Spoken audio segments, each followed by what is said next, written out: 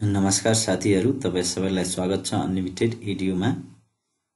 आजको यस भिडियोमा हामी चर्चा गर्ने छौं कर्मचारी समायोजनको लागि जुन अहिले अनलाइन फर्म खुलिरहेको छ त्यो फर्म कसरी भर्ने त्यसको बारेमा आज हामी चर्चा गर्ने छौं र फर्म भर्ने तरिका तपाईहरुले स्टेप बाइ स्टेप यो भिडियोमा थाहा पाउनु हुनेछ। भिडियो सुरु गर्नुभन्दा अगाडि तपाईहरुसँग रिक्वेस्ट छ, कृपया साथीहरु यस च्यानललाई सब्स्क्राइब गरिदिनु होला ताकि मलाई अझै नयाँ भिडियोहरु बनाउन थप सहयोग पुग्नेछ। यहाँ समायोजनको लागि सबभन्दा पहिला हामी ब्राउजरमा जान्छौं। यो समायोजनको फर्म भर्नको लागि यहाँ ब्राउजरमा हामी चाहिँ यसको लागि जुन वेबसाइट निर्धारण गरिएको छ समायोजन.gov.np यो वेबसाइट खोल्यौं। पहिला वेबसाइट खोलिसकेपछि यो यस्तो इन्टरफेस यहाँ डिस्प्ले हुन्छ, तपाईहरु हेर्न सक्नुहुन्छ। यसमा तपाईले हेर्नु यो इन्टरफेस भित्र तपाईले निजामती कर्मचारी र अन्य कर्मचारी भनेर दुईवटा छुट्टा लिंक दिइरहेको छ र साथै तपाईलाई यससँग सम्बन्धित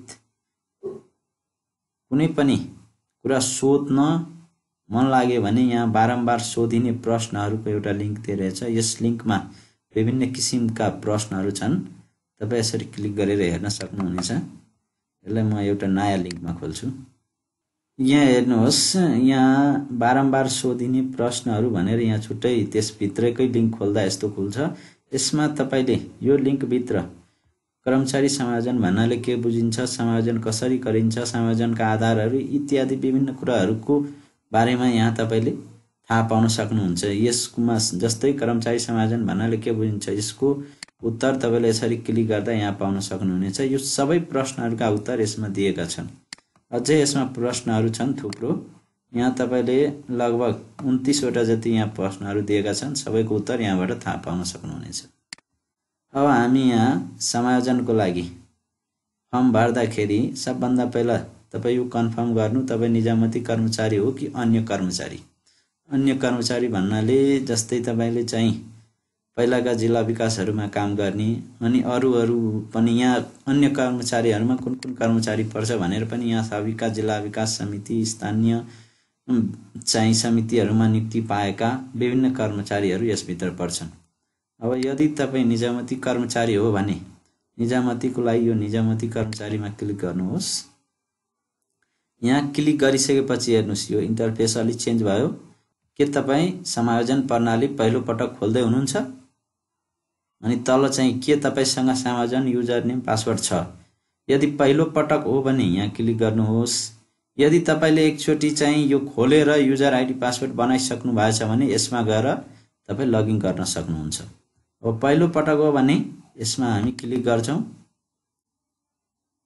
अब यहाँ हेर्नुहोस्, यहाँ सबभन्दा पहिला आफ्नो संकेत नम्बर राख्नु, यहाँ जन्म मिति राख्नु र यहाँ सुरुको मिति र अगाडि जानुहोस्मा क्लिक गर्नुहोस्। यदि तपाईको युजर आइडीहरु बनिसकेका छन् भने सिधा तपाई अगाडि जानुमा यति कुरा चाहिँ भरिसकेपछि अगाडि जानुहोस् गर्नु पर्यो। यदि बनिसकेछ भने यहाँ पनि तपाई लगइनमा जान सक्नुहुन्छ। यहाँबाट यहाँ पनि लगइनको लिंक दिइरहेछ। अब जस्तै म यहाँ नयाँ हो भने म आफ्नो संकेत नम्बर यहाँ पहिला लेख्छौं।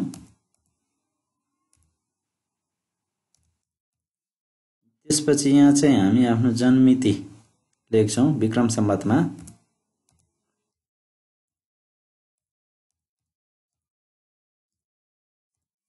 त्यसपछि यहाँ सुरुको नियुक्ति मिति, सेवामा प्रवेश गर्दाखेरि सुरुको नियुक्ति मिति जुन हाम्रो छ त्यो हामी यहाँ लेख्नु पर्ने। अब यति कुरा लेखिसकेपछि अगाडि जानुहोस्मा क्लिक गर्नु। अब के तपाई विदेशमा हुनुहुन्छ? यदि विदेशमा हुनुहुन्छ भने छु गर्नु, यदि विदेशमा हैन स्वदेशतिरै हुनुहुन्छ भने यहाँ गर्नु। यो खासमा विदेश र स्वदेश भने के हो भने अब धेरै जना साथीहरु चाहिँ विभिन्न ट्रेनिङ इत्यादिको क्रममा चाहिँ विदेशतिर पनि हुन सक्छन् निजामती कर्मचारीहरु। त्यसको लागि हो। विदेशमा यदि हुनुहुन्छ भने छु गर्नु, नत्र छैनमा क्लिक गर्नु। यति गरिसकेपछि तपाईको अगाडि एउटा नयाँ इन्टरफेस देखिनेछ। यहाँ तपाईको पिआइएस भर्दाखेरिको यहाँ मोबाइल नम्बर पनि देखा पर्नेछ। यो नम्बर तपाईकै हो कि हैन यो पनि यहाँबाट तपाई कन्फर्म गर्न सक्नुहुन्छ तपाईकै हो भन्ने। ठीक छ। अनि यो मोबाइल नम्बर ठीक छ भन्ने अगाडि बढ्नुहोस्। तपाईको चाहिँ खासमा यहाँबाट तपाईको मोबाइल नम्बरमा एउटा कोड पठाइन्छ यो तपाईको आइडी प्रमाणीकरण गर्नको लागि। अब मेरो नम्बर यही हो त्यही भएर म यसमा चाहिँ अगाडि बढ्नुहोस्मा क्लिक गर्छु। अब यति गरिसकेपछि यहाँ हेर्नु भेरिफिकेसन कोड अब मोबाइलमा आयो होला। कोड आइसक्यो।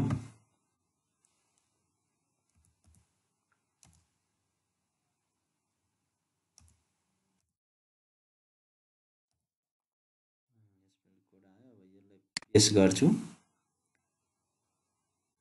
अब यहाँ हेर्नु पेस्ट गरिसकेपछि यहाँ तपाईको चाहिँ निजामती किताबखानामा जुन तपाईको विवरण छ त्यो विवरण यहाँ देखा पर्ने छ। यदि तपाईको हालको सेवासँग मिल्ने विवरण यहाँ देखा परिरहेछ छैन भने तपाई सबभन्दा पहिला यहाँ भनिरहेछ के तलको विवरण सही छ। यदि तपाईको विवरण सही छैन भने राष्ट्रिय किताबखानामा गएर आफ्नो विवरण सच्याई पुनः लगइन गर्नुहोस्।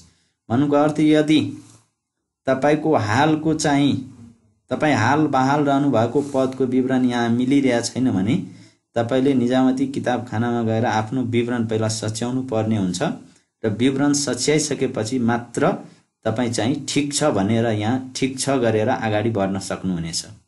अब मेरो यो विवरणहरु यहाँ ठीक छ त्यो भएर म चाहिँ यसलाई ठीक छ भनेर म ठीक छमा गर्छु। यदि तपाईको ठीक छैन भने रद्द गर्न सक्नुहुन्छ। अब ठीक छ भने ठीक छमा गर्नुहोस्।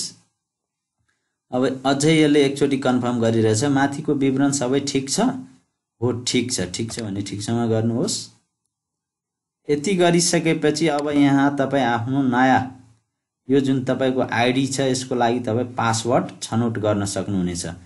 खासमा यसमा आइडी भनेको तपाईको पिआइएस नम्बर जुन छ तपाईको सिटरोल नम्बर त्यो सिटरोल नम्बर नै हुन्छन्। अब तपाई यहाँ आफ्नो पासवर्ड छान्नुहोस्। सेम माथि लेखेकै पासवर्ड यहाँ तल पनि लेख्नुहोस्। अब यति लेखिसकेपछि पेस्ट गर्नुहोस् नगर्नु। अब यो मेरो पासवर्ड भइसक्यो।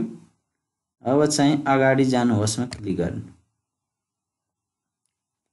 अब यहाँ चाहिँ तपाईको पति पत्नी सरकारी सेवामा हुनुहुन्छ भने संकेत नम्बर र जन्ममिति राख्नको लागि भनिरहेछ।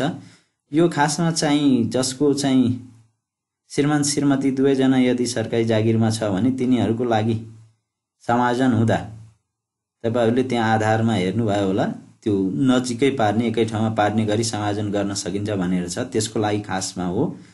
अब यहाँ पति पत्नी यदि तपाईको यदि निजामती सेवामा हुनुहुन्छ भने यहाँबाट तपाई पति पत्नीको राखेर गर्न सक्नुहुन्छ। यदि छैन भने छ भने छमा गर्नु छैन भने छैन गरेर यहाँ अगाडि बढ्नु। अब तपाई समायोजन हुन चाहेको स्थानीय तह प्रदेशसँग आफ्नो प्राथमिकताका आधारमा यहाँ थप गर्दै कुन प्रदेश कुन संघ कहाँ के कुन स्थानीय तहमा जाने भन्ने कुरा चाहिँ यहाँ प्राथमिकता क्रमको आधारमा तपाई थप्दै जानुपर्ने हुन्छ खासमा। अब यहाँ हेर्नुहोस् अब जस्तै मैले थप गरेँ। थप गर्दा अब यहाँ तह छान्नुहोस्। अब कुनमा संघमा कि प्रदेशमा केमा यहाँ संघमा जस्तै मैले लेख्छु यहाँ ठीक छ लेखेँ। अनि लेखिसकेपछि संघ एक नम्बरमा संघ आयो। अब फेरि थप गरेर तपाई चाहिँ तह छान्नुहोस्। यहाँ प्रदेश जस्तै अब प्रदेशमा तपाई कुन प्रदेश छान्ने एक नम्बर छान्ने कि दुई नम्बर छान्ने त्यो कुरा यहाँ छान्न सक्नुहुन्छ। यो छानेर ठीक छ गर्नुस्।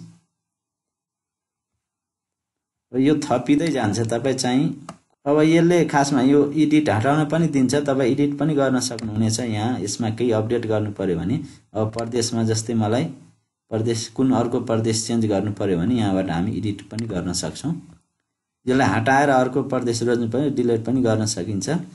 अब यो चाहिँ खासमा यो तपाईले छान्दाखेरि यो अलि ध्यानपूर्वक छान्नु होला। प्रदेश चाहिँ तपाईले कुन छान्ने हो त्यो यहाँ विचार गरेर आफ्नो प्रदेश छान्नु होला ताकि आफ्नै प्रदेशमा पर्योस्। यो सबै चाहिँ कन्फर्म गरिसकेपछि तपाई यहाँ प्रचलित कानुन बमोजिम समायोजन भई जानमा मन्जुर छ भनेर यहाँ टिक लगाउनु भनिरहेछ। अनि यो मन्जुर छ गरिसकेपछि अनि यहाँ पेश गर्नुपर्ने हुन्छ र यो पेश गरिसकेपछि तपाईको फर्म चाहिँ सबमिट हुन्छ।